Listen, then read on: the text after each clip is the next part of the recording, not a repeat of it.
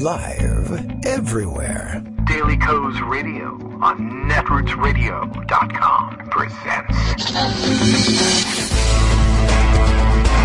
David Walton. Kagro in the Morning Show.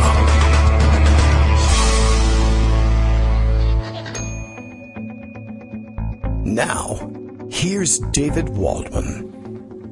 Hey, good morning, everybody. How you doing? It is Tuesday, September 4th, 2018, and you are getting a gentle reminder, 6.5 minutes late, of the sad new reality. This is what's going to be happening for the rest of the year if the eldest child misses the bus. We have a great progressive new school system that has, well, the school system's old, but a progressive attitude that lets the kids sleep later. They start the schools in reverse order from most school systems, which you ordinarily have the high school kids going into school first so they can, in the antiquated thinking, I guess, get out of school and get to their jobs after school. But now we realize that the teenagers need to sleep later. We do it in reverse. The elementary school kids who wake up at the crack of dawn anyway are out the door first. High schoolers go last. And in addition, in order to try and fit the budget and get everybody bused to school with the fewest amount of buses, school starts even later than 9 o'clock. Starts at 9:15. That pushes the buses back. That means our bus rolls by at 8:57. If he misses that bus, there's just no way I'm going to get on the air in time. And that's going to be the sad new reality. I have, of course, given stern lectures about the consequences of missing the bus. And so we are in the, 8th day of school this year, and we have missed the bus once. Now, it wasn't all his fault. And coming back from a 3-day weekend is always a little strange, especially when it comes back. Having the Memorial Day, the Labor Day weekend after we start school in our schedule, we were back in for 2 days, which was weird, a Thursday and a Friday, then off for the weekend, then in for our regular week of 5 days, then off for a 3-day weekend and back in. It's always awkward to go in on that Tuesday, and I find that on a 3-day weekend, I magically forget all the procedures that are required to get the kids out the door on time. Just on a 3-day weekend. We'll do that only a few days after coming back from summer vacation, and it all falls apart. And all fell apart today. So sorry. Missed the bus. Had to drive him to school. I felt bad. It's hot and steamy here in Virginia. And, I had to drop him across the street. I can't afford the time it takes to go into the parking lot and wait in the line to get back out. You're going to have to walk. It's not a long walk from the street, but it's hot and sweaty out, and he's going to be annoyed for probably the rest of the day. Well, maybe that'll get him up and out of bed earlier, but then again, maybe not. And also, there was plenty going on here. It's exciting times here in the household. Haven't had a chance to do anything but work on this, but some of you who have been following along from home know my eldest, in addition to missing the bus, is, I guess at this stage, we can say, in the middle of his work for his Eagle Scout project, which is a terrific thing. But as it turns out, other people other than the Eagle Scout are involved, and that makes life difficult for the rest of us. So a busy week here. We will be glad to have this work behind us if we can only get to that point. However, as soon as that finishes up, it's on to another project. It never ends. Okay, so you may have noticed that some other things were going on in the world, and you might be more interested in those things than you are in what's going on inside my house. However, it doesn't matter. You're not here, and you can't take over the microphone and just fill in the gaps. It has to be me, and we're just not going to get anywhere if I don't get a chance to vent about what happened today and this weekend and next weekend and probably the weekend after that as well. So sorry, everybody. I realized so late, of course, that this was going to happen. You don't know that he's going to miss the bus until 7 or 8:57. So there wasn't even an opportunity to notify people on Twitter or Justice and tell them I'm not going to be there, or Scott and say don't panic. But I just had to rush through it as quickly as possible and just figure, well, it'll happen when it happens. This ruins the podcast for rebroadcast next year unless we start 5 minutes late or we find 5 more minutes of material to add in at the end somehow, and that's usually more trouble than it's worth. How was your Labor Day weekend? Did you labor? We certainly did, and we labored right up until airtime, as you heard, and a little bit past it as well. So let's open up all the various machines that we'll need in order to get the show running and find the articles that we set aside for discussion. It's a rough start, isn't it? And of course we had to run our rerun yesterday because, again, most of the weekend given over to cutting 2x4s into various size pieces and stacking them up and then counting them. It was very exciting. And Friday, pre-taped show, at least that was new material, and another deep dive into the crazy situation in Saudi Arabia, the greater Arabian Peninsula, the wider Middle East. Those guys never cease to amaze and fascinate us, and, well, it's a little bit scary when you think about all the autocracy sort of sweeping it's the new fashion craze. Everybody is into it. All right, what's happening today, Tuesday, in Washington, D.C.? We'll catch up with it, of course, perhaps especially tomorrow when we speak with Joan McCarter. The things that they're calling confirmation hearings on Brett Kavanaugh are set to begin today. This despite the fact that there is very little in the way of information out there about what he did during his time in the Bush White House. So we have plenty of information about what he did. We just don't have the documents that go with it. And who knows what kind of information is contained in those documents that we may be missing. Republicans are playing it well. That is to say, they've refused to release all of these documents for long enough that there's no chance that Democrats will be able to make any use of them. And then when things reached a fever pitch, which really isn't much of a fever pitch, when it comes to Democrats protesting loudly in the press about the unfairness of the process, they finally said, at the last minute, okay, well, sure, fine. Okay, you think you have a point? Complaining about the lack of transparency with the documents? Fine. Here's a gigantic document dump. It's not all the documents you're asking for. It's, in fact, less than half of the documents you're asking for, if I understand correctly. And it just doesn't matter because, one, you won't be able to get through them all, and two, it's way too late.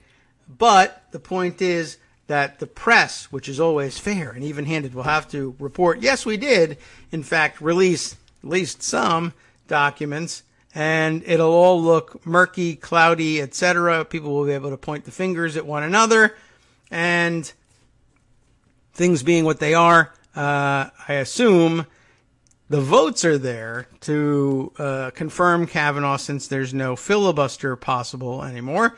Sorry about that, but although we knew what we were getting into. Amy Klobuchar, Senator Amy Klobuchar, I haven't seen her discussed over the weekend, and you likely saw the comment that she made that caused the discussion. But there was also similar discussion around, or satellite discussion around it, about discussing her position on what she said, and the position contained in what she said about the filibuster, but people addressing her as, or referring to her as Amy, and we should probably be saying Senator Klobuchar, because she is, after all, a senator. And no one goes around saying, John died and he had his funeral the other day. They say, Senator McCain. So why not be sure to address her as Senator Klobuchar? But yeah, I guess she made some comments on TV regretting or lamenting, I guess, the absence of the filibuster as a tool against Supreme Court nominees, and saying, gosh, looking back on things, I think we did the wrong thing in 2013 when we changed the filibuster rules, at least with respect to some of these nominations.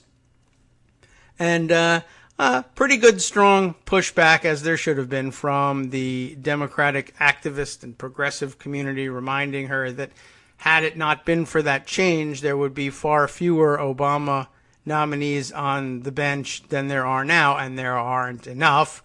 And many vacancies, unfortunately, left, held open, of course, by Mitch McConnell, for the next Republican president, even though there was a pretty good chance that that next Republican president was going to be the unstable idiot Donald Trump. And, well, here we are. But, yeah, without the execution of the so-called nuclear option, there would be dozens more vacancies available for Donald Trump to fill. There's simply no looking back on it, given what Republicans were expected to do at the time, or I guess I should say, were expected in the future to do.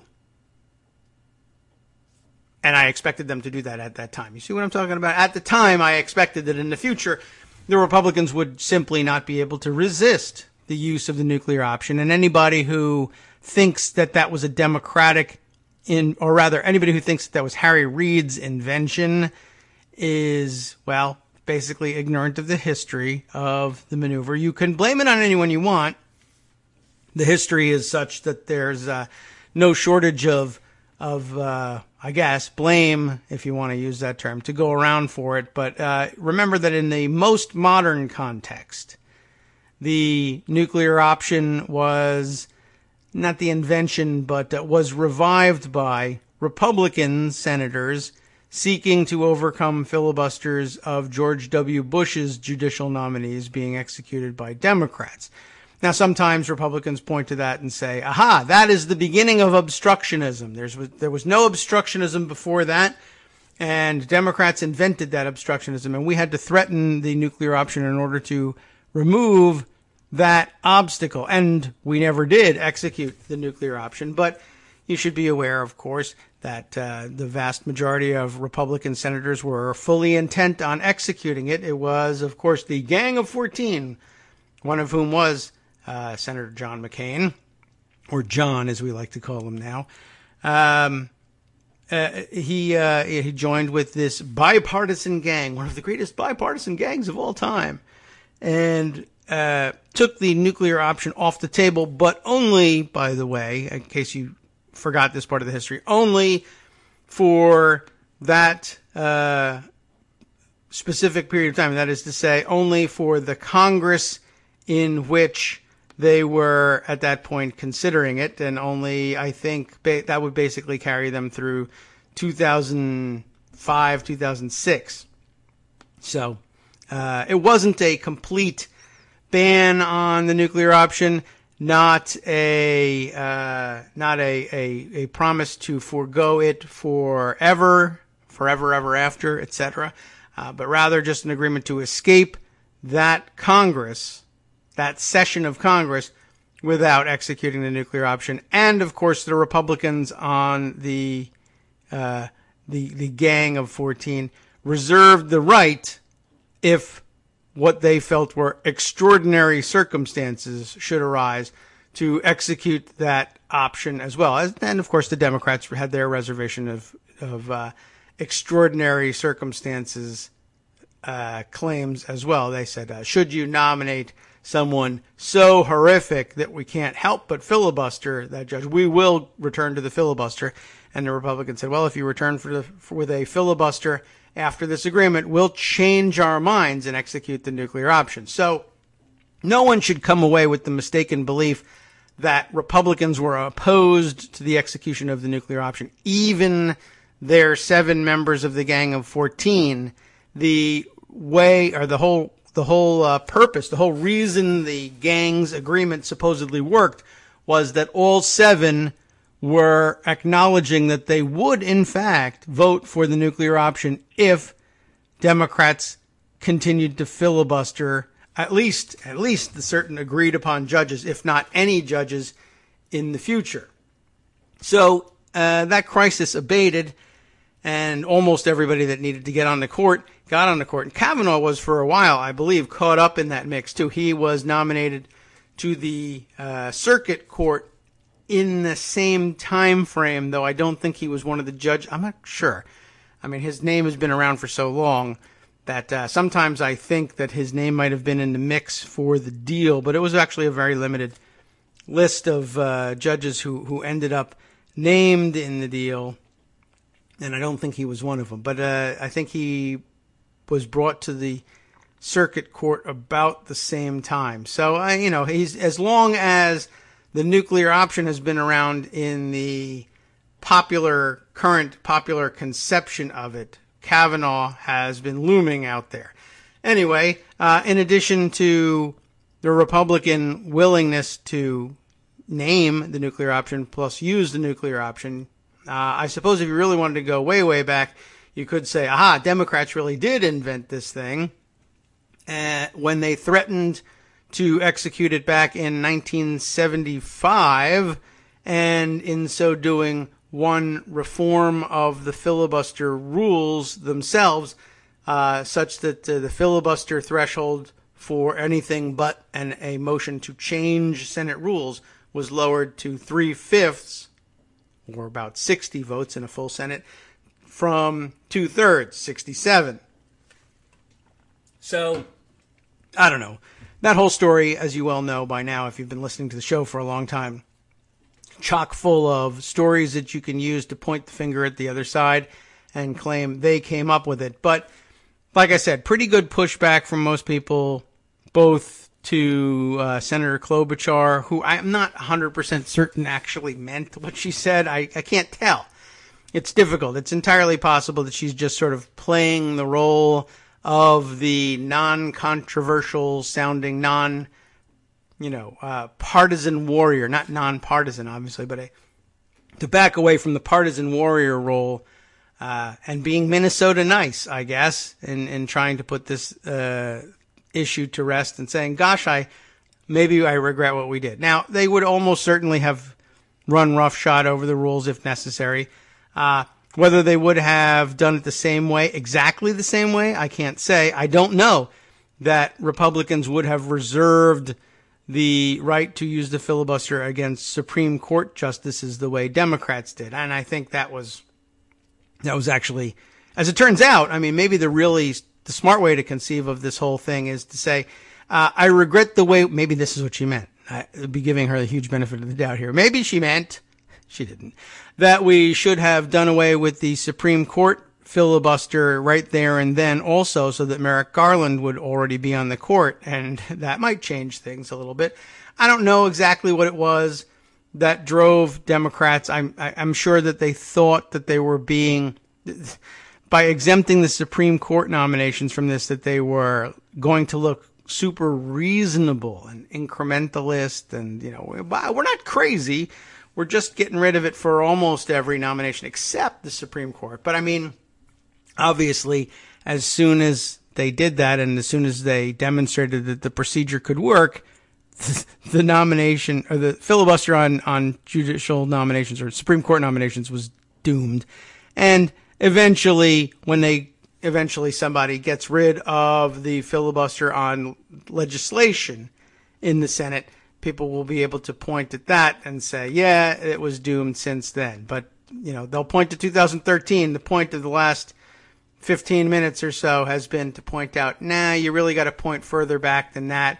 First, you got to make a stop in 2004, 2005, and then you got to go on back to 1975. And then if you're going to be honest enough to go back to 1975, you got to go back to the 1950s, when the whole thing was originally conceived of in the modern era, although who knows whether there were senators.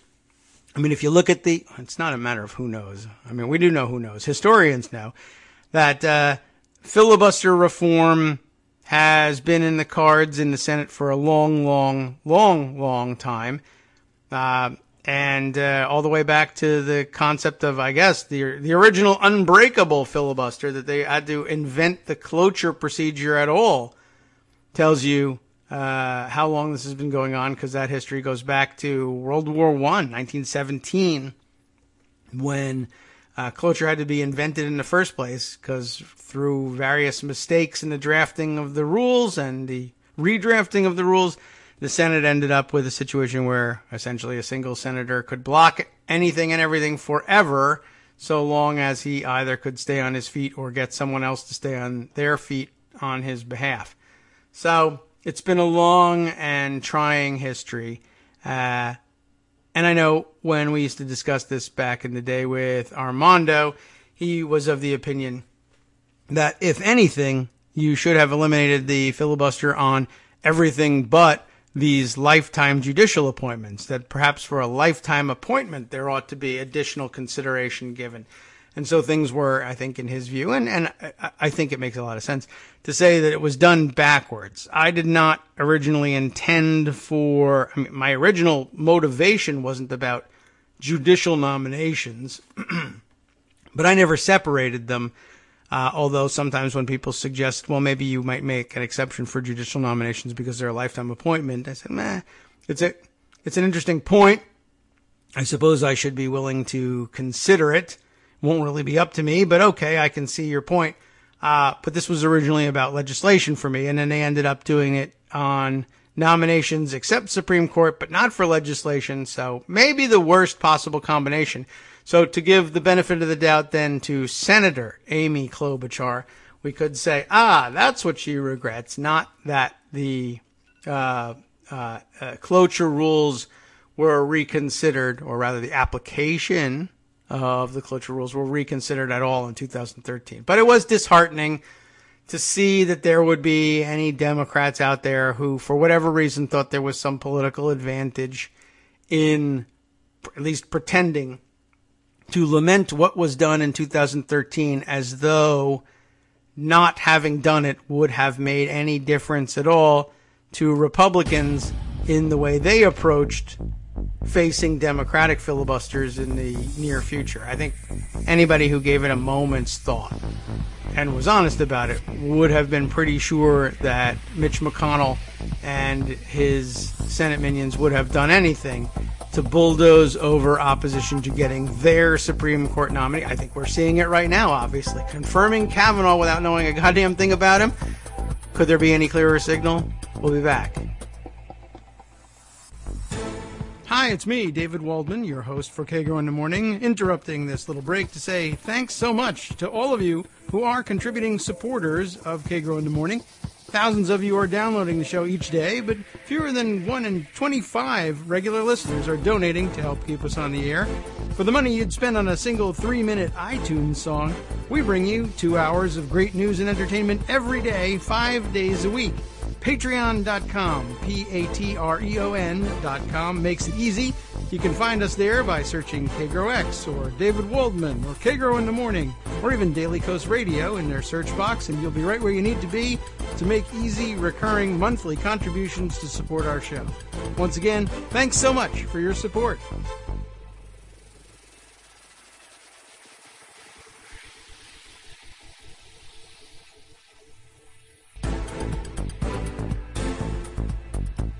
Welcome back now to the Kagro in the Morning Show here on Netroots Radio. Man, I almost blew the re-intro on that. Okay, I'm here. I'm alive. I'm thinking. Trying to answer a couple of messages incoming and trying to decide where to go next. There's any number of random news stories that we really need some catching up on. And so we could just dip in at random, I guess, and, choose a few. Some better saved for other days, perhaps, than others. I don't know. Let's try this one. Here's a random way to start. Something that happened early in the weekend that seems like a million years ago from it's an Associated Press story, and for some reason I have it running in the Los Angeles Times. Hi, Los Angeles. How are you? It's nice to read from another source every once in a while, even if it's an AP story. Kansas High Court. It's not the court that deals with marijuana crimes. It's their highest ranking court, I suppose. Kansas High Court rules grand jury must be convened to investigate Chris Kobach. And did we decide? We did decide. I mean, Kansans have told me. Kobach? How does he do it? You tell me how he prefers the pronunciation, and I will do the opposite. Kansas High Court, which tells me that, is that supposed to be a hint that, do they not call their top court the Supreme Court? No, they do. They just love to, they love to get fancy. So Supreme Court is shorter than High Court, fits in a headline nicely. Okay, I was just wondering if Kansas was one of those weird states. Why? Well, it is one of those weird states, because where else do you run into something like this? The High Court rules that a grand jury must be convened. Why? Well, two reasons. One, of course, is only applicable if you're asking the question, well, okay, well, why would you want a grand jury at all? And that's an interesting question. But procedurally, an interesting question is, why did the high court have to rule that a grand jury must be convened? Why didn't another court just convene it? And there's where the weird procedure comes in. Kansas is one of those weird states. Check this out. Let's read the story already.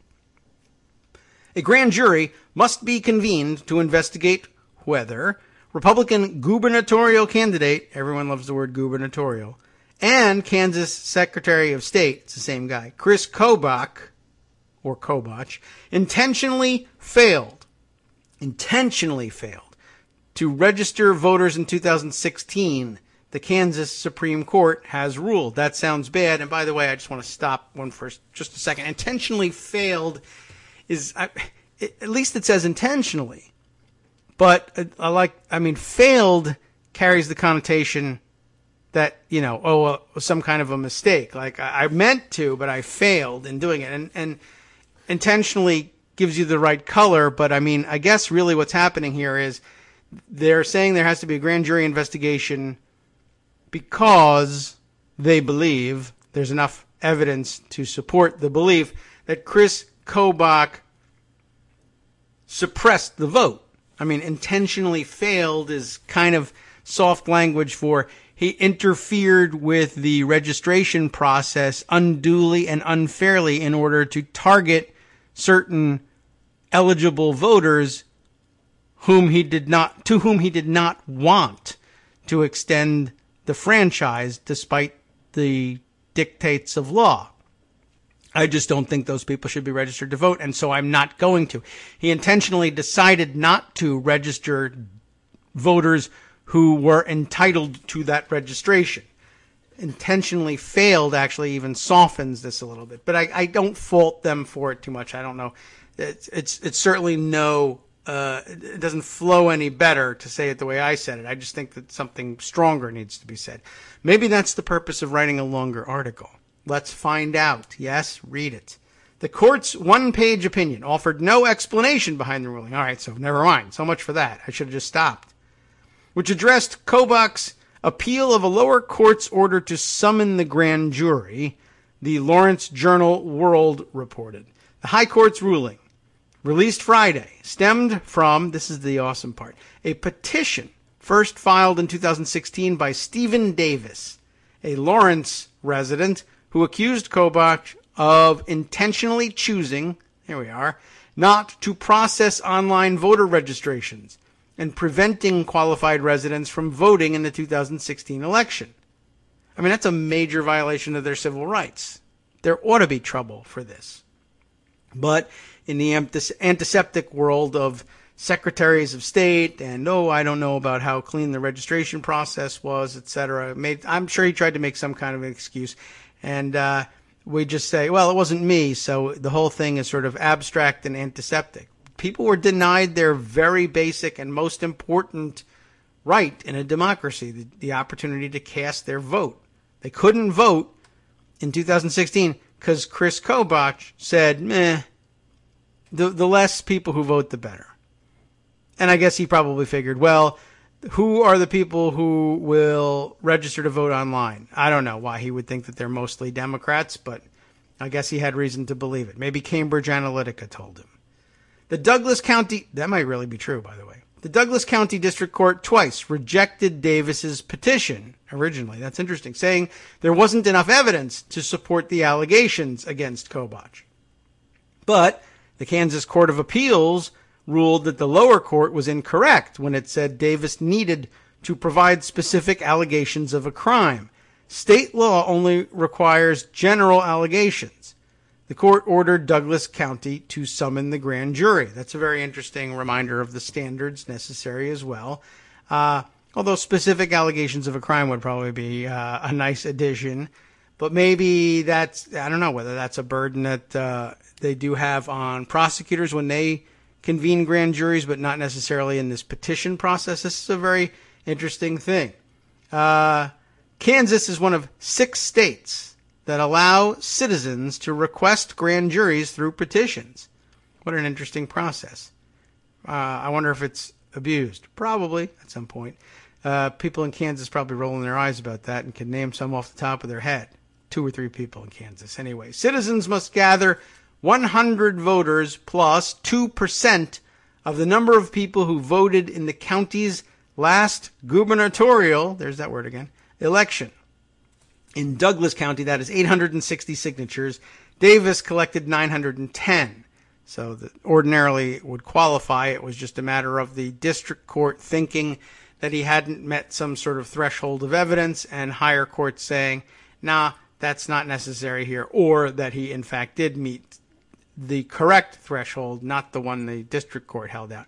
Davis, who is 29 years old and is currently a Democratic candidate, he is a Democratic candidate for Kansas's 45th state House district.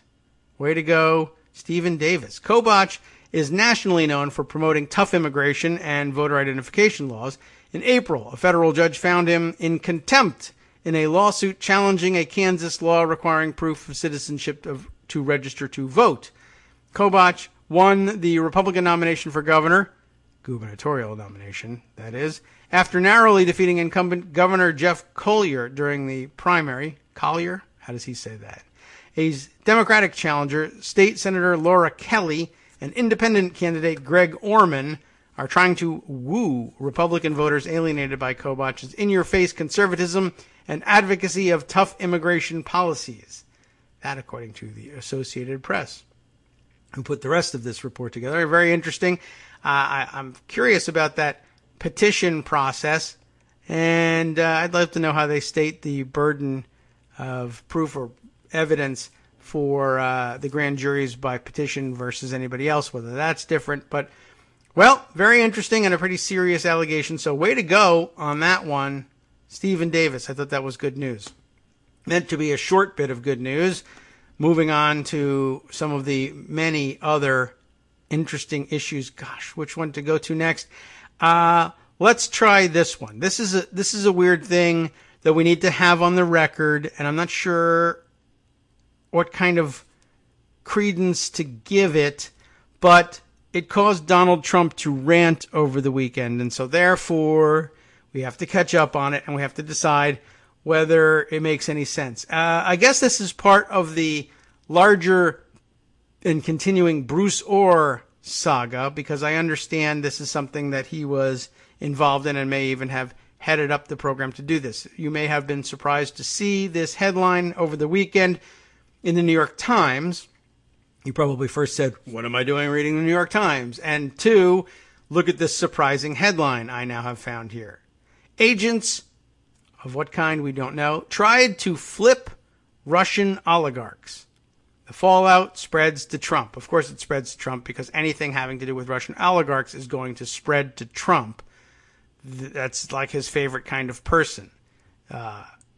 Usually corrupt, very rich, that's what makes them oligarchs, and willing to do dumb stuff that puts money in Donald Trump's pocket, or at least continues the illusion that there is money in Donald Trump's pocket, i.e., I love to buy real estate and other things from Donald Trump and give him money in unreasonable amounts and denominations.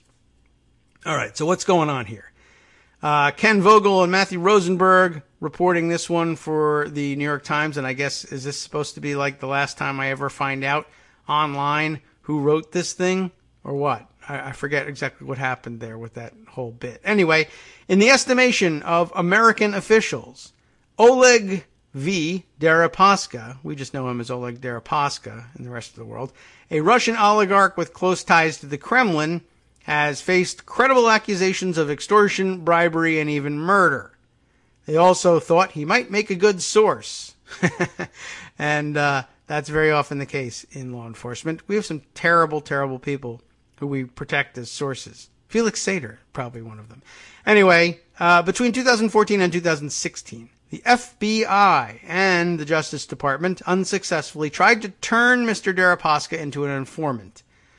They signaled that they might provide help with his trouble in getting visas for the United States, or even explore other steps to address his legal problems.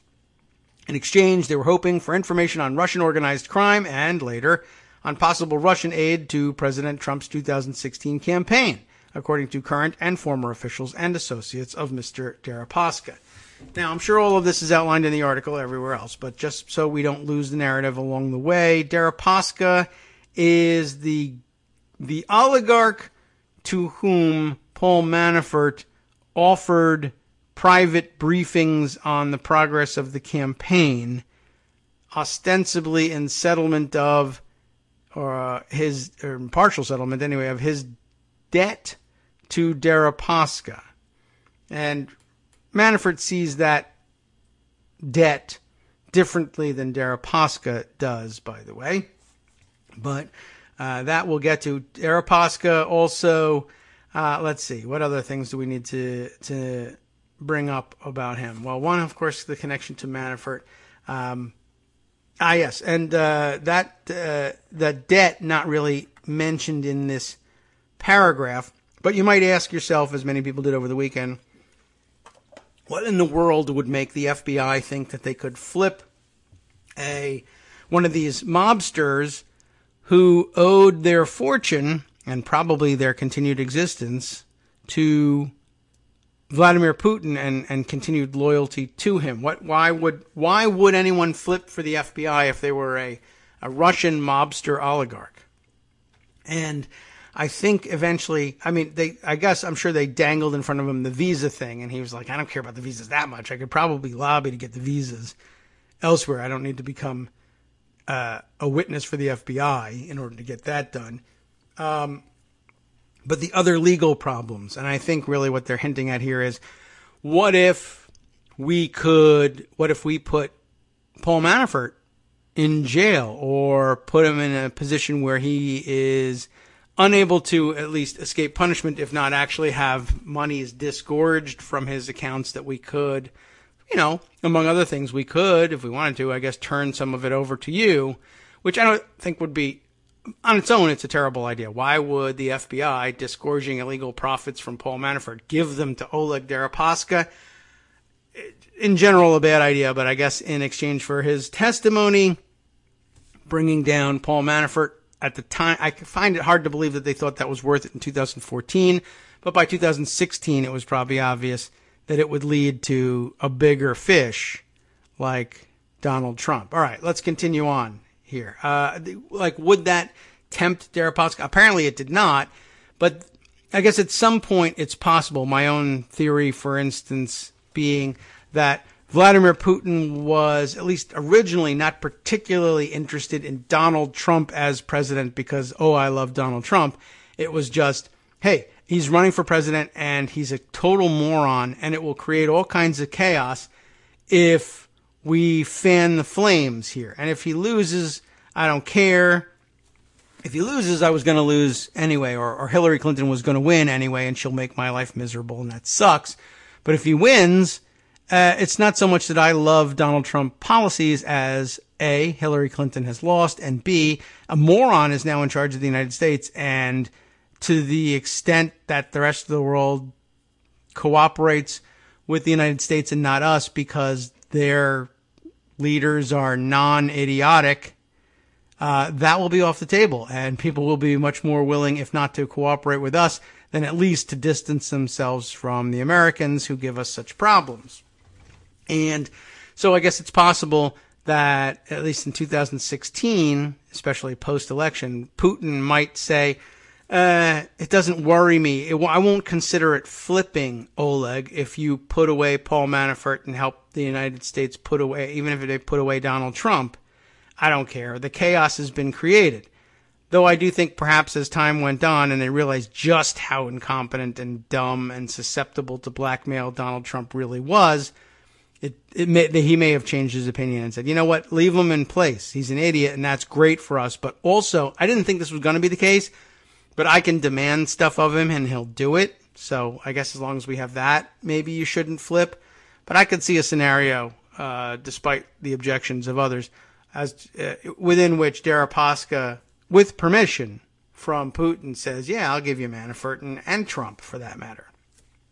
In one dramatic encounter, the people who actually thought this through and got sources and information have to say, in one dramatic encounter, FBI agents appeared unannounced and uninvited, believe it or not, at the home of Mr. Deripaska in New York, and pressed him on whether Paul Manafort, a former business partner of his who went on to become chairman of Mr. Trump's campaign, had served as a link between the campaign and the Kremlin. The attempt to flip Mr. Deripaska was part of a broader clandestine American effort to gauge the possibility of gaining cooperation from roughly half a dozen of Russia's richest men, that is, the biggest thieves in Russia, nearly all of whom, like Mr. Deripaska, depend on President Vladimir V. Putin to maintain their wealth, the officials said. Two of the players in the effort were Bruce G. Orr, remember it's the New York Times, you got to know what his middle initial is, Bruce G. Orr, the Justice Department official who had recently become a target of attacks by Mr. Trump, and Christopher Steele, Christopher blank Steele, we don't know his middle initial here, the former British spy who compiled a dossier of purported links between the Trump campaign and Russia. Does the New York Times stand up in press conferences and say, excuse me, what's your middle initial, sir? New York Times here. You know, we have to put your middle initial in. So what's your, do they get eye rolls every time they ask for, they must ask somebody. They probably don't do it in press conferences, but do you think press secretaries are like, oh my God, the Times, when are you going to drop the middle initial thing? All right, it's G for go drop this stupid policy already. Okay, we'll go with G. The systematic effort to win the cooperation of the oligarchs, which we are admonished should be named as mobsters, right? You should just go out and say they're crime bosses. The systematic effort to win the cooperation of the crime bosses, which has not previously been revealed, does not appear to have scored any successes. No surprise there. And in Mr. Deripaska's case, he told the American investigators that he disagreed with their theories about Russian organized crime and Kremlin collusion in the campaign. A person familiar with the exchanges said. The person added that Mr. Deripaska even notified the Kremlin about the American efforts to cultivate him. That's one of the risks, but who cares? The fallout from the efforts, though, now rippling through American politics and has helped fuel Mr. Trump's campaign to discredit the investigation into whether he coordinated with Russia in its interference in the election. When they say helped fuel his campaign to discredit, it doesn't mean that he gave it any legitimacy. It just made him want to continue this useless campaign, I hope useless campaign, even more. The contacts between Mr. Orr and Mr. Steele were detailed in emails and notes from Mr. Orr that the Justice Department turned over to Republicans in Congress earlier this year. A number of journalists, including some at conservative news outlets, have reported on elements of those contacts, but not on the broader outreach program to the oligarchs or key aspects of the interactions between Mr. Orr, Mr. Steele, and Mr. Deripaska. That's a good point, too, right? A lot of Republicans, including Donald Trump himself, have made a big deal of there being some sort of relationship or at least prior contact between Orr and Steele, and there you have it, and so therefore something. Or, as they like to say on Twitter, where they can get into shorthand and hide the true nature of the relationship, said that Orr worked on Steele's dossier, or asked about Steele's dossier. Mrs. Orr worked for a company that also hired Steele, yes, and of course they pointed that as well. But Mr. Orr would, of course, naturally be interested in the work Steele was doing because Steele was doing investigative work on Russian mobsters, and Orr was in the business of trying to catch, track, prosecute Russian mobsters. So, of course, he would be interested in what was going on and would therefore have contact with people who made it a professional practice to track their movements and relationships. That shouldn't surprise anyone. That's a good thing. The revelation that Mr. Orr engaged with Mr. Steele has provided the president's allies with fresh fodder to attack the investigation led by Robert S. Mueller III, the special counsel, who, by the way, they'll tell you later on, is investigating whether or not there was Russian interference in the 2016 presidential election. Not the other kinds of elections, the presidential ones. All right, you get the idea. Anyway, these engagements, I guess, with Mr. Steele, as they say, provided Trump allies with fresh fodder to attack the special counsel, casting it as part of a long-running conspiracy by a deep state bent on undermining Mr. Trump. In there, telling Mr. Orr and his wife, who worked as a contractor, not even directly employed, a contractor at the same research firm that produced the dossier, are villainous central players in a cabal out to destroy the president, which I would like to be a part of. Mr. Trump himself has seized on the reports, threatening to pull Mr. Orr's security clearance and claiming that his family, quote, received big money for helping to create the phony, dirty, and discredited Capital D dossier, which he pronounces, I'm sure, as dossier. While Mr. Steele did discuss the research that resulted in the dossier with Mr. Orr during the final months of the campaign, current and former officials said that Mr. Deripaska was the subject of many of the contacts between the two men between 2014 and 2016. A timeline that Mr. Orr hand-wrote of all his contacts with Mr. Steele was among the leaked documents cited by the president and his allies as evidence of an anti-Trump plot. Contacts between Mr. Steele and Mr. Orr started before Mr. Trump became a presidential candidate and continued through much of the campaign. I did see Donald Trump complaining about that as if it were in some way exculpatory. But it's exculpatory of Orr, if you ask me. The fact that he was interested in Deripaska long before there was any Trump to be anti-about tells you what? That there was a serious and legitimate investigation going on into which bear trap Donald Trump happily jumped. Sorry, there's nothing I can do about it. If you want to sit on landmines, I can't stop you. Mr. Deripaska's contacts with the FBI took place in September of 2015 and the same month a year later. Bad timing for him. The latter meeting came 2 months after the FBI began investigating Russian interference in the election, and a month after Mr. Manafort left the Trump campaign amid reports about his work for Russia-aligned political parties in Ukraine. The outreach to Mr. Deripaska, who is so close to Russian President Putin that he has been called Putin's oligarch, they're all Putin's oligarchs, but however, was not as much of a long shot as it might have appeared. Well, let's find out why. He had worked with the United States government in the past, including on a thwarted effort to rescue an FBI agent captured in Iran, on which he reportedly spent as much as $25 million of his own money. And he had incentive to cooperate again in the run-up to the 2016 election as he tried to win permission to travel more easily to the United States, where he has long sought more freedom to do business and greater acceptance as a global power broker.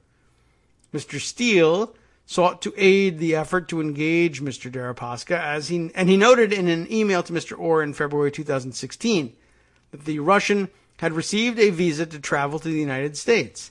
In the email, Mr. Steele said his company had compiled and circulated, quote, sensitive research suggesting that Mr. Deripaska and other oligarchs were under some pressure from the Kremlin to toe the Russian government line, leading Mr. Steele to conclude that Mr. Deripaska was not the tool of Mr. Putin alleged by the United States government.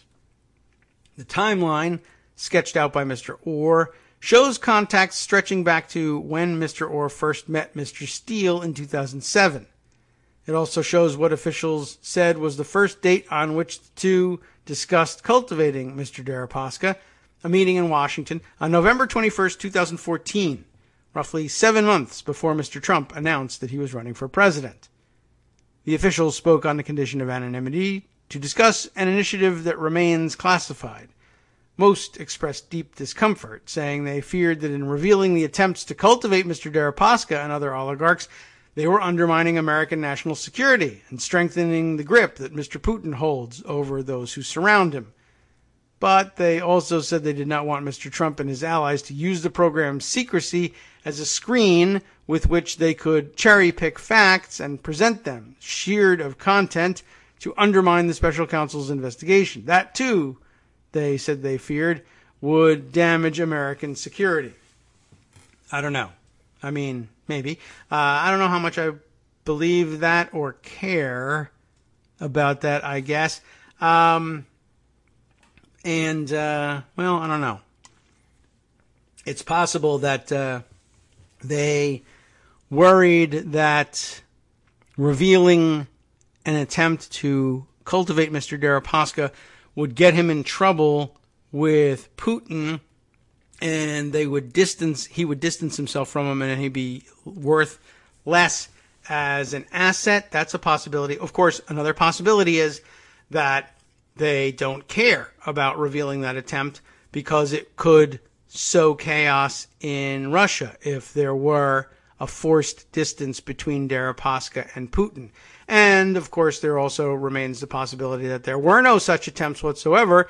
They are merely leaking the idea that there were some in order to create that chaos and tension in Russia without actually having to go through the difficulty of actually trying to have those contacts. I don't know where along that spectrum of possibilities the truth actually lies. The program was led in the FBI by Mr. Orr, who had long worked on combating Russian organized crime, and he's one of the Justice Department officials at the head of this program. Mr. Steele served as an intermediary between the Americans and the Russian oligarchs they were seeking to cultivate.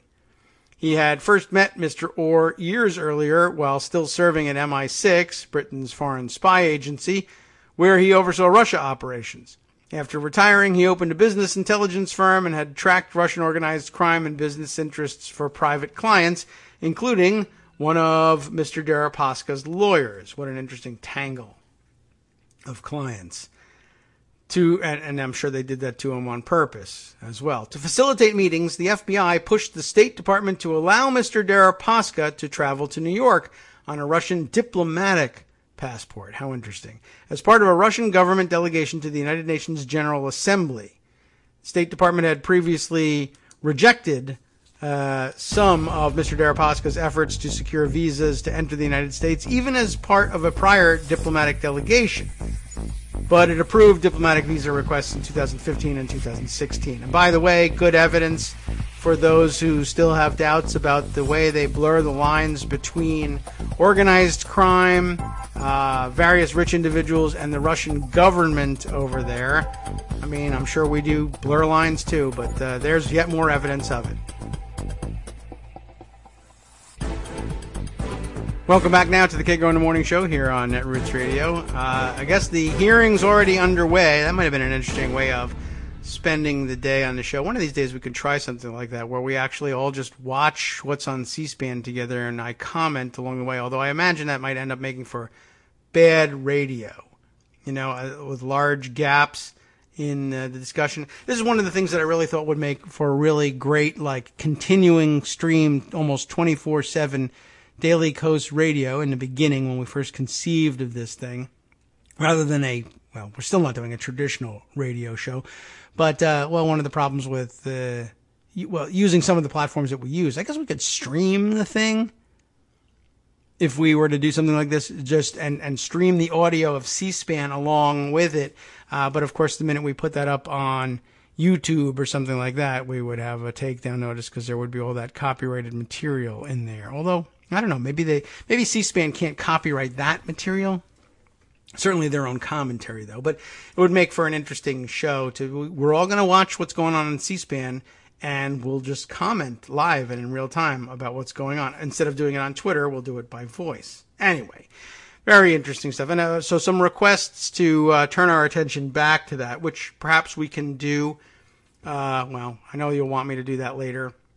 I'll do that now, but in fact we'll do it later because I want to continue with this piece here just to get this backgrounder on the record. Maybe I should stop interrupting so much, but I scanned down a little bit further and I found a nice Easter egg. So let's continue on. Mr. Steele, it's not a substantive Easter egg, it's just fun. Mr. Steele. Hello, Mr. Steele, are you there? Yes, I understand you helped set up a meeting between the Russian and American officials during the 2015 trip. Mr. Orr attended the meeting, during which the Americans pressed Mr. Deripaska on the connections between Russian organized crime and Mr. Putin's government, as well as other issues, according to a person familiar with the events. The person said that Mr. Deripaska told the Americans that their theories were off base and did not reflect how things worked in Russia, which is, on the one hand, exactly what you would say if that was, in fact, the way things worked in Russia and you did not want Americans to know about that because it would jeopardize, I don't know, your liberty, your ability to travel to the United States on diplomatic visas, et cetera, et cetera. However, it is also exactly what you would expect someone to say if that wasn't how things worked in Russia. I tend to believe that it is the way things work in Russia. But here's what I believe. I believe that's the way things work in Russia, but I don't believe that that's the way Russians see it. I think it is the way it works, but I don't think it's the way they see it. And I think that in all likelihood, that is the way many things work in the United States if you squint and look at things just right, but it's not the way Americans see it. I said before the break that we probably blur these lines too, and that's not just, it's not America blaming, and it's not supposed to be both-siderism. I guess it is, but it's not supposed to be. I think there are places where we blur the line too, but we don't see it that way. So this would make a good illustration of how it could be that a Russian could engage in this exact type of behavior and deny that this type of behavior is the way it really works in Russia. The situation we're looking at here was Oleg Deripaska traveling on a diplomatic passport as part of a Russian government delegation to the United Nations General Assembly. How could that be? How could an oligarch who is essentially a crime boss be traveling on a diplomatic visa to the UN? What business could he possibly have at the UN? What business is there for the Russians to disguise one of their crime bosses as a diplomat, no less, as part of their government? And would America ever do anything similar? Well, it may or may not be exactly parallel, but you'll find somebody who can agree with various elements of this. We do this sort of thing this way, and it's not often that we'll include people, I guess, and give them diplomatic passports to do travel and things like this, but I guess we could. But trade delegations certainly do this. We have quasi-governmental offices, usually unpaid, but still, who cares? An oligarch won't care if he's get paid or not. But various quasi-governmental offices for rich people in this country all the time. If you're rich enough to give $1 bazillion to a presidential campaign and draw notice from top figures in a clean as a whistle Democratic administration, clean as a whistle Republican administration, if you can find one, you will find yourself under consideration for stupid little trinkets like serving on the president's special advisory board for cheese export consideration, whatever it is, whatever your business is, they'll find a way to give you some kind of advisory board role. Sometimes you have to do something, sometimes you don't. It's just honorific.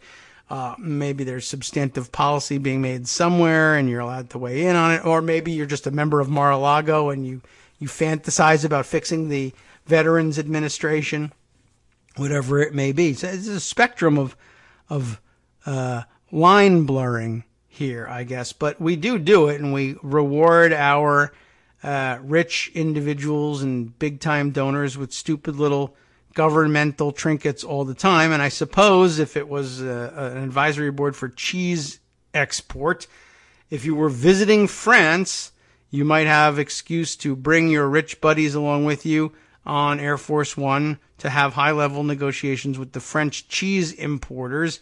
And you would bring your rich friend along, and you might even swing them a diplomatic passport along the way, even if it's not a particularly good idea nor a necessary one. But in hindsight, we would look at that and say, did we really need to give that guy a diplomatic passport, or was that just a trinket? It's cool to have a diplomatic passport. That's awesome.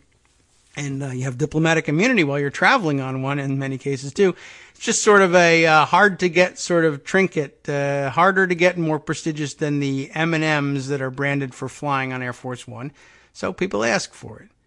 And if we give it, looking back on it, we would never say, oh yeah, well what we're doing here is giving American crime boss oligarchs diplomatic passports to pretend they're part of the government. We would say, he's not really part of the government. He's on the cheese manufacturers, cheese exporting advisory board. That's not government, really.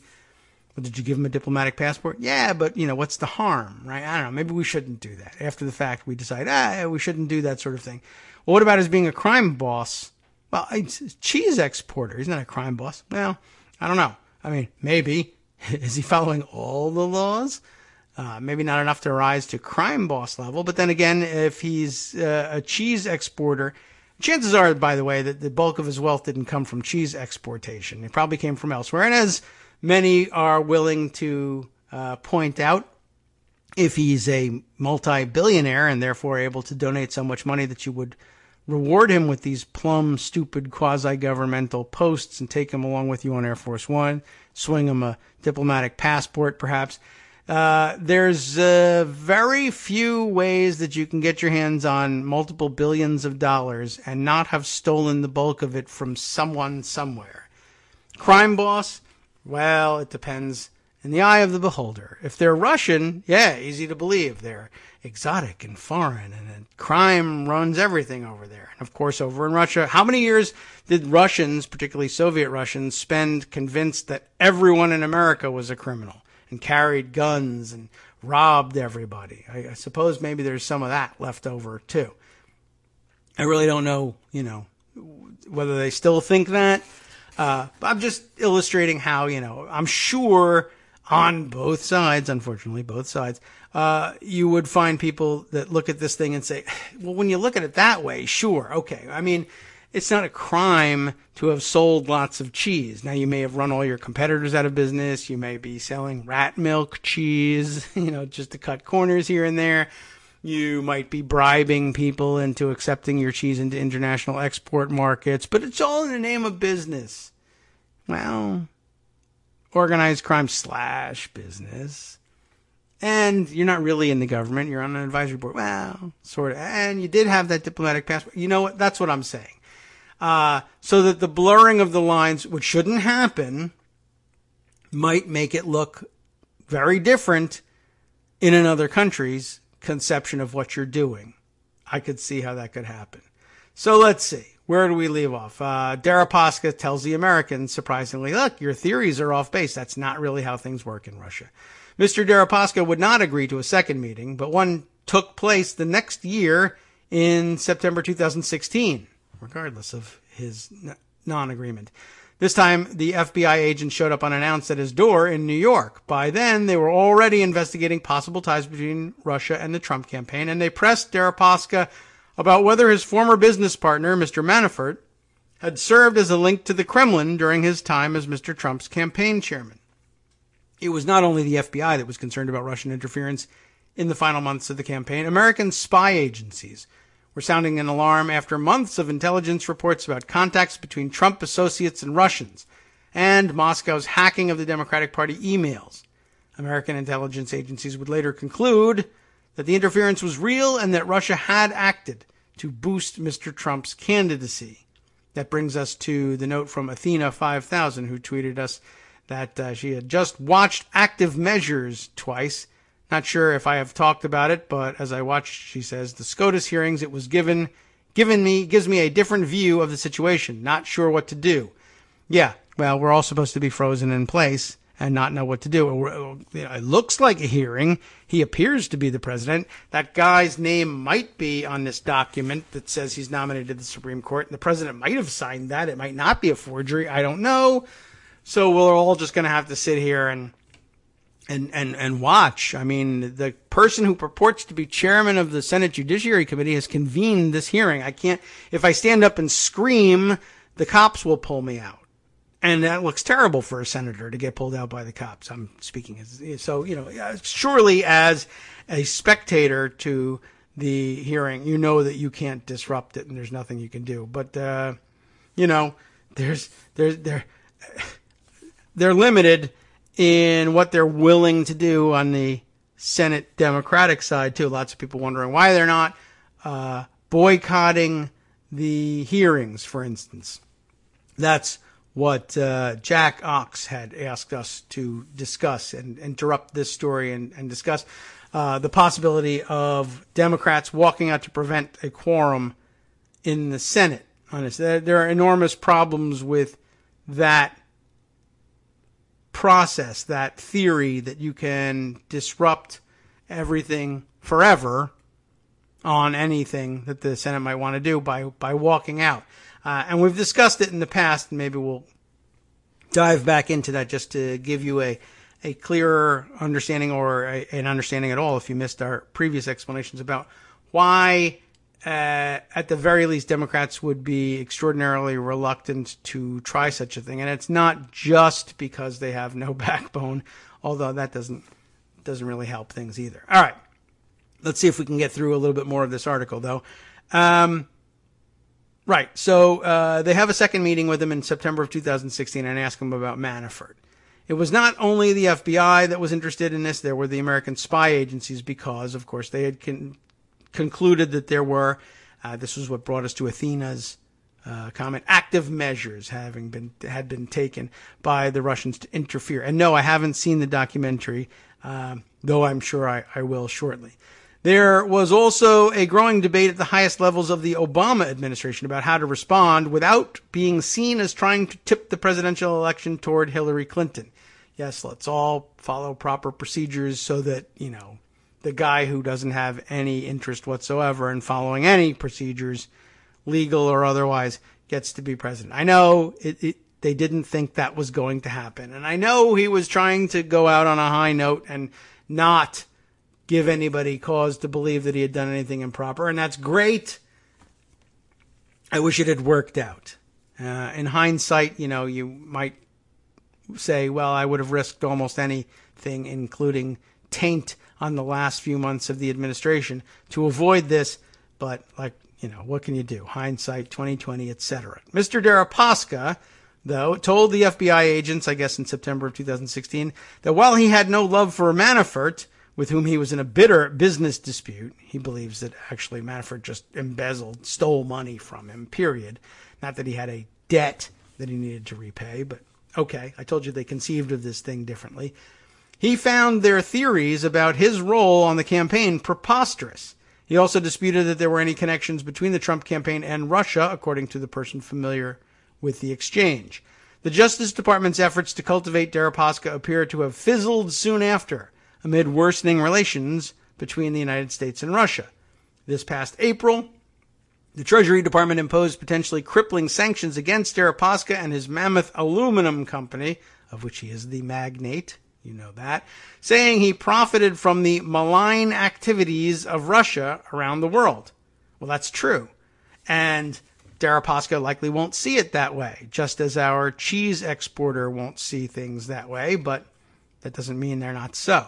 In announcing the sanctions, doesn't mean they are so, but okay. The Trump administration cited accusations that Deripaska had been accused of extortion, racketeering, bribery, links to organized crime, and even ordering the murder of a businessman, a cheese rival, if you will. Mr. Deripaska has denied the allegations, and his allies contend that the sanctions are punishment for refusing to play ball with the Americans. It could be. Yet, just as it was becoming clear that Mr. Deripaska would provide little help to the Americans, Mr. Steele was talking to Mr. Orr about an entirely new issue. The dossier. Not the dossier. Yes, the dossier. Yet, let's see, where were we? In the summer of 2016, Mr. Steele first told Mr. Orr about the research that would eventually come to make up the dossier. See, I told you he made up the dossier. No, that's not what we mean. Calm down. Over a breakfast in Washington, not the National Prayer Breakfast, I don't believe, Mr. Steele said he believed that Russian intelligence had Mr. Trump, quote, over a barrel. Must have been a very, very heavily reinforced barrel, according to a person familiar with the discussion. But the person said that it was more of a friendly heads up and that Mr. Steele had separately been in touch with an FBI agent in a bid to get his work to investigators. The research by that point was being funded by the Democratic National Committee and Mrs. Clinton's campaign at that point, you see. Don't forget, started with Republicans. And Mr. Steele believed that what he had found was damning enough that he needed to get it to American law enforcement. And, by the way, I don't need to point this out to the rest of you, but because it seemed to be so damning, the Democrats and Mrs. Clinton's campaign had very good reason to be interested in developing it further. I would not mind having the ability to legitimately label my opponent an actual honest-to-God electric chair level traitor if I could. So we'll take it. FBI agents, and by the way, forget the personal ambition involved in seeking the presidency. Wouldn't it be wrong of me not to let America know that the other guy is possibly a huge traitor that would sell the United States down the road in a heartbeat, and that really, honestly, the guy being Donald Trump, the question of selling out the United States, I'll sell out whatever you got. Whatever I can sell for cash, I'll do. You don't need to think he's a spy in order to believe that. FBI agents would later meet with Mr. Steele to discuss his work, but former senior officials from the Bureau and the Justice Department have said that the investigation into ties between Trump's campaign and Russia was well underway by the time they got the dossier. Again, not the cause of the investigation. Nonetheless, Trump and his allies have seized on the fact that Mr. Orr and Mr. Steele were in touch about elements of the dossier to attack the investigation into Russian election interference as a rigged witch hunt. Trump and his allies have cast Steele's research and the serious consideration it was given by Orr and the FBI as part of a plot by rogue officials and Clinton's allies to undermine Trump's campaign and his presidency. He's doing plenty of that on his own. By the way, 1/4 of his presidency spent on the golf course. The role of Mr. Deripaska has gotten less attention, but it similarly offers fodder for the theory being advanced by the president's defenders. Among the documents produced by Congress by the Justice Department is an undated and previously unreported note written by Mr. Orr indicating that Deripaska and one of his London-based lawyers, Paul Hauser, were, quote, almost ready to talk, unquote, to American government officials regarding the money that, quote, Manafort stole. There we have that. Even after the concerted effort to cultivate Deripaska appeared to have broken down and he was emerging as a subject of increasing interest in inquiries into ties between Trump's circle and Russia, both sides continued sporadic outreach. By the way, is Deripaska, is he not the guy that bought the Palm Beach estate from Trump for $95 million in cash and then tore it down? Is that not Deripaska? Is that getting mentioned in here at all? Maybe at the end. Last year, Mr. Orr asked someone who communicated with Deripaska to urge the crime boss oligarch to, quote, give up Manafort, according to a person familiar with the exchange, and Deripaska sought to engage with Congress. The oligarch took out newspaper advertisements in the United States last year, volunteering to testify in any congressional hearings examining his work with Manafort. The ads were in response to an AP report that Manafort had secretly worked for Deripaska on a plan to, quote, greatly benefit the Putin government, unquote, in the mid-2000s. Deripaska deplored that assertion as malicious and a lie, and subsequently sued the AP for libel, though he later dropped his appeal of a judge's ruling dismissing the lawsuit without receiving a settlement or payment. Fancy way of saying he lost. Soon after the advertisements ran, representatives for the House and Senate Intelligence Committees called a Washington-based lawyer for Mr. Deripaska, here's the Easter egg, Adam Waldman, no relation of which I am aware. But that's all I'm saying. Probably no relation that I'm not aware of either. Just no relation, period. But I want to make it sound mysterious. So they called a Washington-based lawyer for Deripaska, Adam Waldman, and I think we've called his name before actually, inquiring about taking his client up on the offer to testify. Mr. Waldman said in an interview. Do I have to call him Mr. Waldman? All right. What happened after that has been in dispute. Mr. Waldman, who you can tell is not me because I'm using the Mr., who stopped working for Deripaska, who's also not me, after the sanctions were levied, said he told the committee staff that his client would be willing to testify without any grant of immunity, but would not testify about any Russian collusion with the Trump campaign because he doesn't know anything about that theory and actually doesn't believe it occurred. I told them he would be willing to talk about Manafort, Mr. Waldman added. Mr. Waldman said he did not hear back from the committee's staff members, but he contends that they played a role in pushing the claim that the talks over Mr. Deripaska's potential testimony had fallen apart because he demanded immunity. We specifically told them that we did not want immunity, Mr. Waldman said. Clearly, they did not want him to testify. What other conclusion could you possibly draw? Offhand, I can't think of another one, but give me some time, I guess. And no mention of that Palm Beach estate there. Do I have that wrong? Was that not him? And did that, if so, does it even warrant mention? It might, I don't know. I can't really think that all the way through at this point. All right, let's see. Let me catch up and see if there are any other comments we ought to catch up on. Oh, another comment from Athena. A question. Can everything that 45 has done be nullified if he is impeached/indicted, including his judicial appointments? Can they? Sure, anything can be done.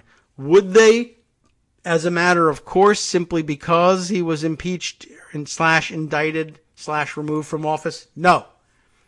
You could impeach him, convict him, remove him from office, and not, there isn't anything anywhere, Constitution or otherwise, that says, yeah, okay, everything he's done is nullified. The punishment is removal from office. That's it.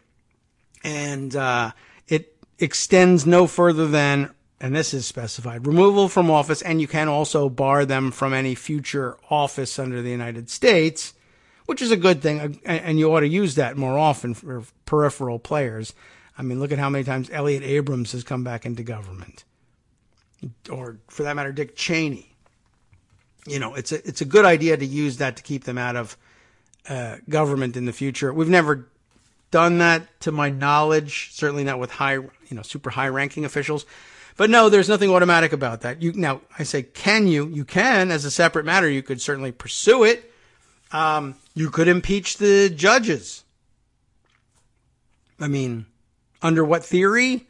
The theory that you don't like them and that you have enough votes to get rid of them. Normally, a judicial appointment, as you know, lifetime appointment, and they get to keep that seat during, as they say in the Constitution, periods of good behavior. In other words, if you have done nothing wrong, you're not supposed to be impeachable.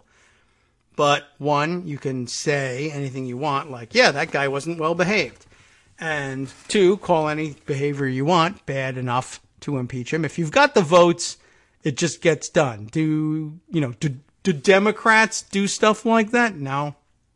Do Republicans? Not to this point, they haven't, but they could.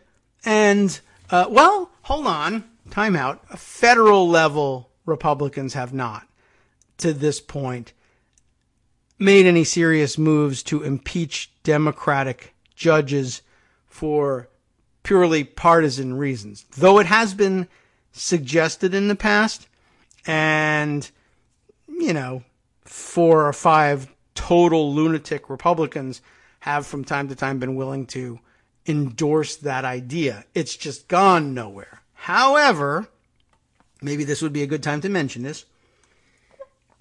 It's not the case at the state level that Republican officials have always controlled themselves. I don't know what the history is when it comes to Democratic officials. I haven't heard any recent discussion of it, but I imagine somewhere you could dig up something. But live now in the news are stories of Republican state administrations who have been active in the last couple of days, even removing Democratic justices from their Supreme Court, where they elect their Supreme Court, on charges of corruption, which some people claim are trumped up charges of corruption, and having vacated those seats with overwhelmingly Republican votes, that leaves them open for Republican governors to nominate replacements. So in West Virginia, I believe, is where this happened most recently, though I feel like we have seen the move threatened elsewhere, including in North Carolina for some time, where, during the end of the previous governor's administration, and even under the new governor, the Republican legislature has threatened things like this too. But I'm fairly certain that in the last couple of days we've seen it in West Virginia, an elected Supreme Court where charges of corruption were levied against everyone. And I don't know whether they were prosecuted against everyone, but certainly against Democrats. And they cleared out the court and fully intend to nominate a 100% now Republican Supreme Court. Some percentage of them Republicans who were elected statewide, and the others Republicans nominated by the governor to fill vacancies created by, possibly completely bogus impeachment by the Republican legislature there. I'll have to dig up the article so that I can prove it and make sure I'm right, et cetera, et cetera. We have a 2-minute break coming up. I can try and dig that up during that period, and then we can talk a little bit more about what's going on today. Hi, everybody. It's me, David. Let's change things up from the old fundraising pitch for just a minute and talk instead about how you can be a part of our show. If you've got a smartphone or any other electronic recording device, why not sit down and record a segment for us? Read us an important article and give us your take. Or read one of your own original essays, or even just give us your commentary on something you'd like to share that's important to you. Then send the file to me at kagrox@gmail.com, and I'll try and work it into the show. Short segments, a few minutes in length, are easiest to fit in. And of course, I can't always guarantee that I'll be able to play everything, but if you've ever shouted at your radio or TV about something you wish was being covered, here's your chance to change that. Make the show your own. Send your submissions to me at kagrox@gmail.com.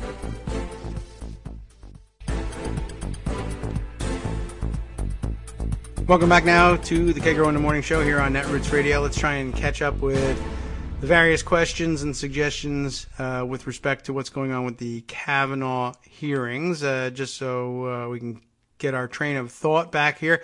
Athena 5000 had asked whether everything that Trump has done as president would be or could be nullified if he were impeached, convicted, removed from office, indicted, however you want to approach it. And the answer is nothing automatic happens. That doesn't mean you couldn't try to do that, but it would be, there's certainly no precedent for it, and it would be enormously difficult to root out everything, and there certainly would be some things that you would overlook, even if there weren't any things that you would intentionally leave in place. But that brings me to, whether or not that's something you can try to do. The answer is yes, and no one's ever done it before, but I'm not even certain that that's really true. Let me grab this here. Here is a CNN report from mid-August. The West Virginia House impeached the entire state Supreme Court. Of course, they didn't really need to or want to remove the whole thing, but I guess that gives you better cover if you impeach Republicans and Democrats as well. Whether you impeach them or not, you will be naming their successors, at least for the time being. Lawmakers in West Virginia did something Monday night. That would be back on August 13th of this year, Monday night.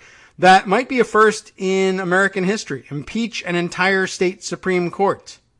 The West Virginia House of Delegates' impeachment of the justices of the state Supreme Court of Appeals is an unprecedented move spurred by an escalating scandal. That's at least the underlying reason for this in the state's judicial system. But West Virginia Democrats charge it's just a ploy by Republicans to put more conservative judges on the bench in the state's highest court.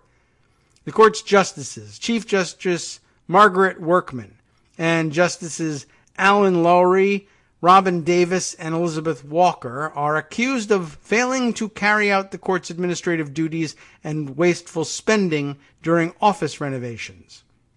That seems like a rather severe rebuke to impeach them, but hey, maybe they're serious about fiscal responsibility in West Virginia. It's what the coal miners wanted. They were impeached on 11 articles of impeachment dealing with wasteful spending, maladministration, incompetency, neglect of duty, and potential criminal behavior. Now, that would be something. Potential criminal behavior. Let's hear about it. According to a press release from the State House Speaker pro tempore, John Overington. The votes on the articles of impeachment fell largely along party lines in the Republican-led legislative body. The House also okayed a resolution that publicly reprimanded and censured the 4 justices for their alleged conduct. This is one of the saddest days in my 34 years in the legislature, said Overington, a Republican, boo-hoo, who presided over the impeachment proceedings. It has become clear that our Supreme Court has breached the public trust and lost the confidence of our citizens. This somber action today is an essential step toward restoring the integrity of our state's highest court. The justices' fates are now in the hands of the state Senate, where they will be put on trial on the impeachment charges. West Virginia's Constitution requires a 2/3 vote of the Senate to remove a justice from office. It's not clear when the trial will happen. Of course, it's now clear when the trial will happen. The answer is now. And we'll get to that in just a minute. A surprise retirement. Let's see, what's that about? On Tuesday morning, again, that's back in mid-August, the 14th, Davis announced her retirement from the court, and she chastised Republicans for going through with the impeachment hearings. What we are witnessing is a disaster for the rule of law, the foundation of our state, and indeed our own society. For when a legislative body attempts to dismantle a separate branch of government, the immediate effects, as well as the precedent it sets for the future, and that's what Democrats would be worried about if they tried to remove or undo all of those things that Trump had done allegedly as president after removing him. They would be worried about the precedent it sets for the future. Well, that can only be deemed disastrous, Davis said at a news conference. The majority members have ignored the will of the people who elected the justices of this state. They've erased the lines of separation between branches of government. Democrats accuse Republicans of using impeachment as a vehicle to give Republican Governor Jim Justice a chance to ultimately replace the justices with his appointments. So the timing of Davis's retirement is key.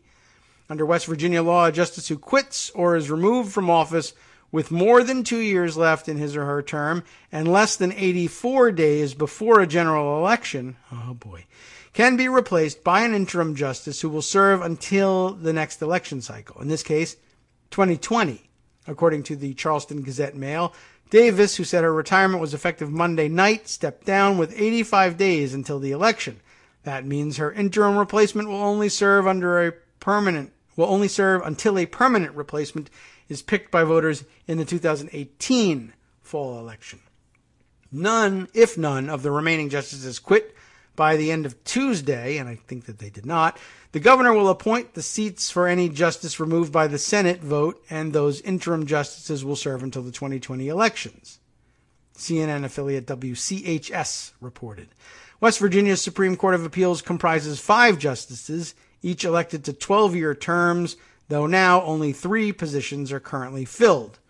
The governor accepted Davis's retirement and thanked her for her years of service to the state, even as he insisted she had stolen all this money, I guess. The impeachment charges come on top of earlier federal criminal charges against Lowry and Justice Menis E. Ketchum II, Menis, M-E-N-I-S, I don't know how he pronounces that, who retired from the court in late July, just days before he was charged with federal wire fraud. Well, that makes it a little more difficult to say it's all trumped up, though it's possible anyway. Lowry is accused of taking a historically significant desk, interesting, called the Cass Gilbert desk, to his private home for personal use. He's also accused of using a government vehicle and submitting mileage claims for reimbursement, as well as using a state vehicle and credit card on personal trips. Not good. Lowry was also indicted on an obstruction of justice charge. Oh, that's not a serious thing, I heard. Related to a pending federal grand jury investigation. Lowry pleaded not guilty to the charges and was released on bond, according to court documents. He is suspended without pay and prohibited from hearing cases during judicial disciplinary proceedings, according to the court's website. Meanwhile, Ketchum, 75, is accused of using a state-owned vehicle and fuel credit card to travel between his home and a private golf club. And that also is okay, I think, these days. A hearing, if he owns the club, it's great. A hearing in the case is scheduled for August 23rd. Court documents show U.S. Attorney Mike Stewart announced that Ketchum has agreed to plead guilty. Well, there you have it. According to CNN affiliate WSAZ. Boy, they got a lot of affiliates. CNN has placed calls to Workman, Lowry, Davis, and Walker, and is waiting to hear back. Well, let me update you on what's going on. The Herald-Dispatch from, West Virginia, has this headline from yesterday. Impeachment proceedings against West Virginia Supreme Court Justices Alan Lowry, Beth Walker, and Margaret Workman will resume later this month. How many of the justices do you think the state Senate will convict? That is I guess they're asking that by way of getting you to vote and give them your cookie information. But is there actual information beyond the fact that the proceedings will resume later this month. I don't know. Let's see. Let's see if I look at the results, will it tell me anything? No. So that's annoying. I thought we were going to get a actual report out of that one. Let's try the Wall Street Journal. Oh no, that's also from mid-August, and so we don't know what has come from that. But there was, at some point, there were some other offerings in the Googles on what was happening presently. Or I guess all we have, though, is that they're set to start soon. Let's see, is there anything? How about this one? Constitution Daily, filed 4 hours ago. I don't know. What is Constitution Daily? Any information from sources I recognize and trust a little bit more? I don't know. Anything recent? It's all from mid-August, except for that and the annoying one from the newspaper. Let's take a look. It's a Constitution Daily is a blog. I don't know whose it is. Smart conversation from the National Constitution Center. West Virginia's Supreme Court drama unfolds. This according to a blog posted today by Jackie McDermott. West Virginia's Supreme Court impeachment proceedings could be a move to check a corrupt court or an attack on a state judiciary system's independence, depending on a person's viewpoint. But the drama's outcome this fall could have national implications. In our system of federalism, state legislatures pass most of the laws that affect citizens' daily lives, and state Supreme Courts have a crucial role in evaluating appeals about cases involving those laws. That's not really federalism per se. It is when you're talking about the federal government in a sense, but all right, well, whatever. State Supreme Courts also serve an important role as the final stop before the United States Supreme Court for appeals, and that has to do with some federalism, that originate in each state's judicial system and involve questions about federal laws or the U.S. Constitution. The West Virginia situation is drawing national attention because the state may be the first in U.S. history to bring impeachment charges against its entire Supreme Court of Appeals. Officials in several other states have discussed the impeachment and removal of elected judges as a remedy to what they believe is a separation of powers problem. Activist judges. In the late night hours of August 13th, West Virginia's Republican-controlled House of Delegates passed articles of impeachment against all 4 sitting justices, accusing them of maladministration, etc., etc. You know all about that. On Saturday, August 25th, Governor Jim Justice named Republicans Tim Armstead and Representative Evan Jenkins to fill the seats vacated by Justice Robin Davis and Ketchum, both elected as Democrats. Davis had retired after the impeachment charges were approved. Impeachment trials are set to begin in the state Senate on September 11th. Not a historically significant date at all. A 2/3 Senate majority is needed to convict. If any justices are convicted, Governor Justice, how confusing, will appoint replacements that will serve until 2020. Armstead and Jenkins will serve until November 2018, when they'll have to run in a special election to attempt to keep their seats. Most of the impeachment articles pertain to lavish office renovation spending.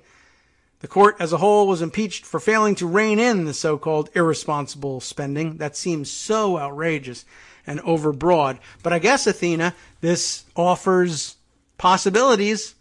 Other articles pertain to accusations that the justices broke the law by overpaying retired circuit judges to fill in as substitutes for absent justices. The alleged excessive use of public funds has played into a long-standing accusation that West Virginia Supreme Court is corrupt. James Sample, professor of law at the Maurice A. Dean School of Law at Hofstra University, which is not in West Virginia, wrote that West Virginia may well be ground zero for judicial unseemliness. In addition to the justices' spending, Sample cites numerous indiscretions committed by West Virginia justices, including that of then-Chief Justice Elliot Spike Maynard. Interesting name. In 2008, Maynard cast the deciding vote overturning a $50 million jury verdict against the companies of coal executive Don Blankenship. Well, now you got my interest. Shortly thereafter, photos surfaced of Maynard and Blankenship vacationing together in the midst of the appeal. Members of the West Virginia Supreme Court have long accepted large campaign donations from individuals who later became litigants in front of their court. Sample notes, that is Professor Sample. I'm like, Sample notes. Yes. Sample notes similar examples of lapses in judicial ethics from around the country, arguing that increasingly Americans' courts are failing to check themselves. Armando will tell you that. Many West Virginia Democrats and other commentators have decried the impeachment proceedings as a coup, a Republican attempt to grab control of all three branches of government in violation of separation of powers. Governor Justice, who switched his affiliation from Democrat to Republican mid-term in 2017, is accused by opponents of stacking the court with Republicans. When a legislative body attempts to dismantle a separate branch of government, the immediate effects as well as the precedent it sets for the future can only be deemed disastrous, Justice Davis, you remember, said in a press conference announcing her retirement. Concerns over erosion of separation of powers were expressed by some commentators as well. West Virginia headlines a potentially troubling trend among state legislatures, a trend, mind you, this year of politicians moving to exert control over a separate branch of government, writes Amber Phillips of the Washington Post. We'll take note of that. Phillips cites research from the Brennan Center for Justice showing that in the past 25 years, just 2 state judges were impeached. In 2018, 4 justices have been impeached in West Virginia alone, and lawmakers in 16 states have considered more than 50 bills that would, quote, diminish the role or independence of the judiciary. We don't know if it extends as far as impeaching them. A recent example of such legislation came earlier in Pennsylvania this year when Republican lawmakers, knew I was thinking of something, filed a resolution to impeach Democratic justices who voted down the Republican-drawn congressional map. Yes, that's pretty damn serious. And on August 17th, Dallas Woodhouse, the executive director of the North Carolina Republican Party, I told you it was North Carolina, raised the possibility of impeaching state Supreme Court judges if they ruled against his party in a dispute over state constitutional amendments. Woodhouse later told the newspaper he raised the issue because such a ruling would represent an evisceration of separation of powers. The American Bar Association says 38 states use competitive elections to choose state Supreme Court judges. All right, I find that very useful. And so if the source is in any way typically biased, I don't see it here. Very good story for filling in the blanks on that and reminding us of where these things are happening. So, Athena, can it be done? Yes. Should it be done? Well, I don't know. For Trump, my inclination is to say, at least with some of these guys, yes, particularly given the fact that, for instance, people who have been nominated to these judicial positions sometimes turn out to be ghost hunters rather than lawyers or judges, or otherwise completely unqualified, or in the case of Brett Kavanaugh, bitter partisans. Does it meet the standards of the written Constitution on the normal standards for removal? I don't know. No, not really. Not facially. Can you do it anyway? Yep, you sure can. Should you? I don't know. Would Democrats? No. Could you convince them otherwise? Sometimes you can. Amy, the Senator Klobuchar, that's her nickname. Amy, quote, the Senator Klobuchar. Yes, Senator Amy Klobuchar says, yeah, well, we shouldn't be doing things like that, and it sets bad precedent. On the other hand, they convinced her when they needed to, so you tell me whether it's something that they can do or not do. Speaking of what's going on in those hearings now, or at least before, I do see this note, which has come by. Let's see. We are, oh, wait a second. Oh, I've clicked on the wrong thing here, but okay.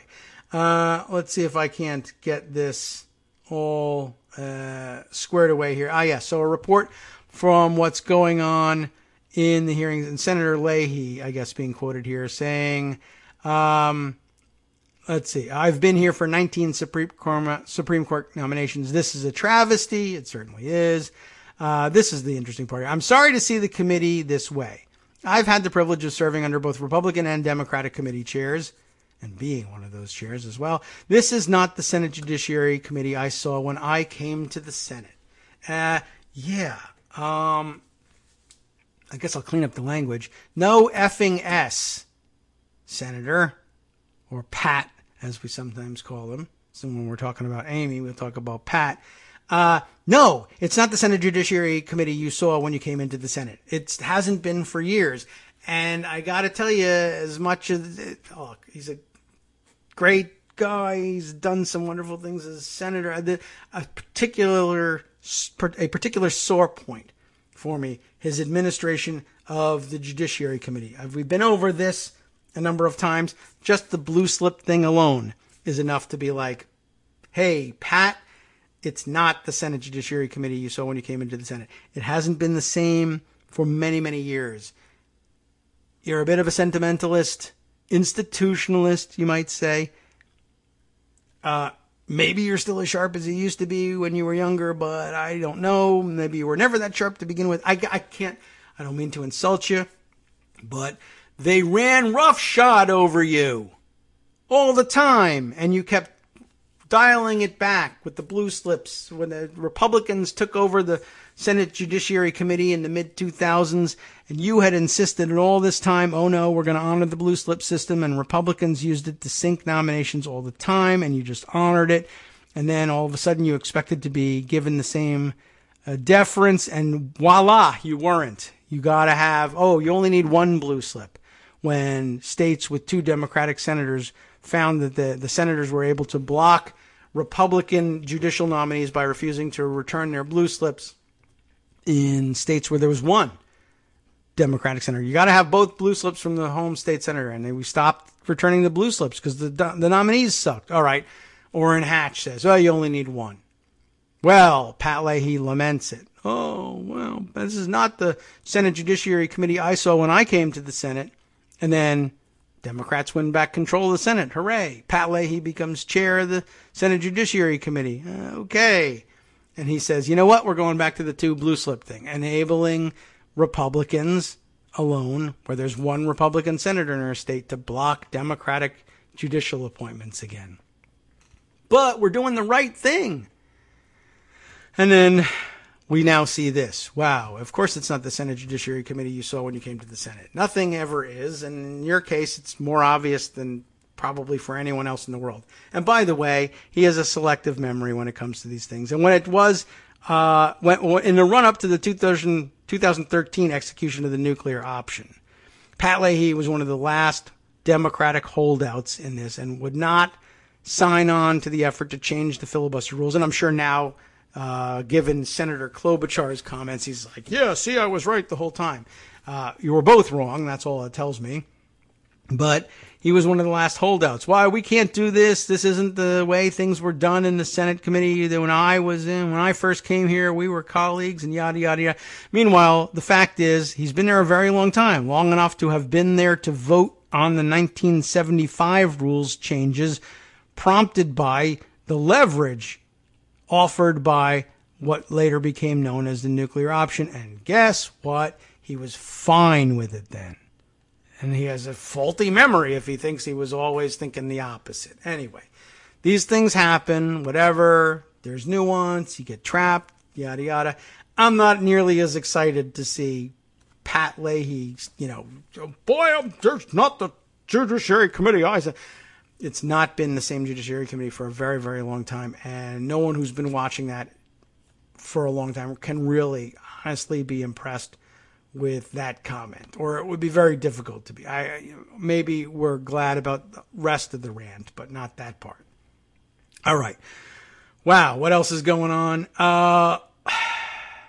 So many things. I'm going to skip that. I'm going to skip that. I'm going to save that for another time. That's irrelevant, but interesting. Okay, let's do this one. Craziness happening. Lots of places we can go for the report. I'll grab this one from the Daily Beast because that's what I've got.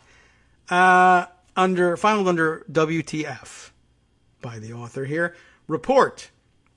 And we could have read that report. It was in the New York Times, but we've already talked to the New York Times today, and people didn't like it very much. Let's go to the Daily Beast. Report. Former NRA president's wife.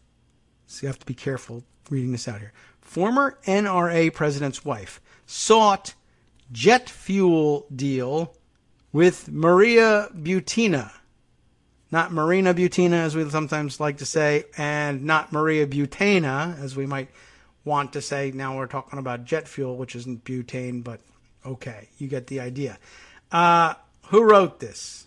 We don't know, because all they're doing is stealing it from the New York Times. So no one wanted to acknowledge that they stole it from the New York Times. We could read it there, but this way we'll get it quick and dirty. The wife of David Keene, a former president of the National Rifle Association, reportedly offered accused Russian spy Maria Butina $1 million to secure a massive amount of Russian jet fuel for an American middleman in a harebrained scheme, it sounds harebrained, that got Butina reported to the FBI. I don't know if that's what initially tipped the FBI that you should be looking at this person, and then they arrested her for all the things they arrested her for, or she was on the radar and nothing came of it. But what the hell are they doing? I don't know. According to emails detailing the failed plan obtained by the New York Times, Donna Keene, a Washington lobbyist and wife of the NRA president, past president, reached out to Butina in the spring of 2017. So I think maybe that was it. It's all connected. That was the initial tip. She's already at the prayer breakfast and wrapped up in NRA activities. Imagine this one. You know a Russian? Oh, okay, let me talk to her, because I know a guy. How do you know this guy? Reached out to Butina in the spring of 2017 on behalf of a man in Virginia, not me, seeking 5 million barrels of jet fuel, because one place you really can't get jet fuel is Virginia, I guess. That's not where they needed it, probably. But I want to buy, 5 million barrels of jet fuel, which is, by the way, nearly double the amount exported by all of Russia's refineries in a month. So, gosh, that's a lot. Keene pressed Butina to use her contacts in Russia to get the fuel, at one point suggesting a soft corporate offer to Gazprom, according to the report. I don't know what soft corporate offer means. Gazprom is the quasi-state natural gas I thought was what they did, but I guess jet fuel too. I don't know. Anyway, Butina, who was reportedly coached in her dealings with Keene by her boyfriend, Republican operative Paul Erickson, turned on the charm to seek out prospects for the jet fuel in her homeland, at one point trying to enlist the help of a coffee bean trader, because, of course, they have jet fuel. What? She didn't know anybody. She didn't know how to do this. Ultimately, however, the plan fell apart because, according to one Israeli-American businessman familiar with the scheme, Butina and Erickson didn't know what they're talking about. After several failed meetings with potential partners, often with the help of Keene, a prospective buyer reported Butina and Erickson to the FBI out of concerns that the whole thing was a scam. And I don't doubt that it was. Reminds me of, what is that movie? Was it War Dogs? Where the two doofus Americans are just like, there's an opportunity to be exploited here and to skim off the top of a deal to supply the NATO forces. Was it in Afghanistan with ammunition? Or I guess they were going to give it to the provisional Afghan army they were trying to form. You remember that. I don't know. Did you see the movie? You should have, if you didn't. All right, well, here's the New York Times report on it. Not that we can get through it or anything, but I'll parse through it and see if there's anything that we can use for further reporting later on in the week. It is now time, of course, for us to turn the microphones over to Justice Putnam for his West Coast cookbook and speakeasy. And guess what? He being a very organized guy, he's got a whole list of the topics he's going to cover today. So you can tell, well, look, I should just say it's going to be awesome, and you should listen, because there's no chance that I covered any of this stuff. But let's just see what he's got on his plate and yours for the day. Let's see. The Trump administration is ill-prepared for democratic investigations. That's good. But a scorched earth is their go-to strategy, and it's bad. A Florida luxury hotel refused to let Black Entertainment Television co-founder and billionaire Bob Johnson into his room last week because he was wearing sunglasses while black. Can't have that. American racism is seeping into Europe, despite a ban on U.S. white nationalist leaders there, so I guess that's not working. It's only making them want to become more deplorable.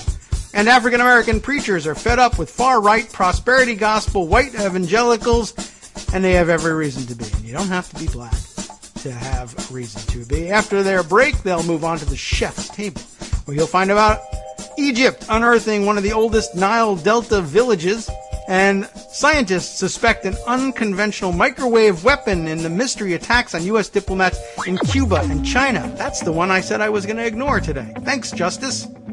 From Daily Kos Radio on networksradio.com. You have been listening to the Kagro in the Morning Show. With David Waldman. How do you like that? He's always on the ball. It shouldn't be a surprise. I should have figured that something so interesting wouldn't slip through the cracks on both of these shows. So stay tuned.